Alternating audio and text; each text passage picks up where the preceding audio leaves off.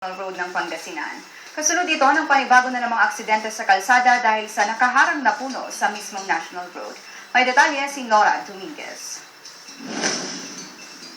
Maabigyan nga naman si Kenamin, wasak ang unahang bahagi ng kotseng ito matapos sumalpok sa isang puno sa National Road ng Barangay Catablan, Ordoneta City.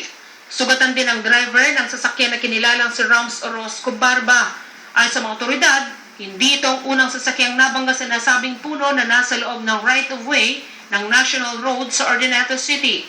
Sunod-sunod na nila ang aksidenteng kanilang naitala, ang iba pa nga'y kinasasangkutan ng ilang opisyal sa lalawigan. Dahil dito muling lumakas ang panawagang alisin na ang mga puno na nakatayo sa loob ng right-of-way sa mga National Road, maging ang mga poste ng kuryente at iba pang istrukturang nagdudulot ng perwisyo sa mga motorista. Ayon sa DPWH, kung tutuusin ay matagal nang dapat wala ang mga ito kung sinunod lamang ang Department Order No. 73 na nagsasaad na bawal ang paggamit o pag-ukupa sa right-of-way ng National Road.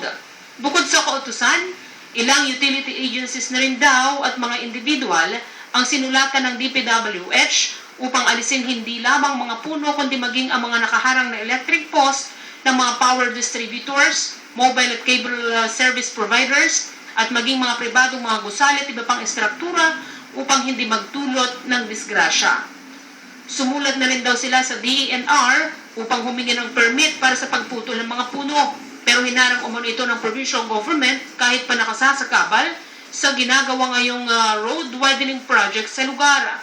Maliban sa DPWH, umapala na rin maging ang mga lokal na pamahalaan ng Ordoneta City, Villasis, Rosales, Posurubio at Binalonan upang maalis ng mga nirereklamong puno at poste ng kuryente. Pero nananatili pa rin walang tugon sa mga ito hanggang sa ngayon. Manlalapad Pangasinan, Nora Dominguez, Eagle News. 3 katao ang nasawi matapos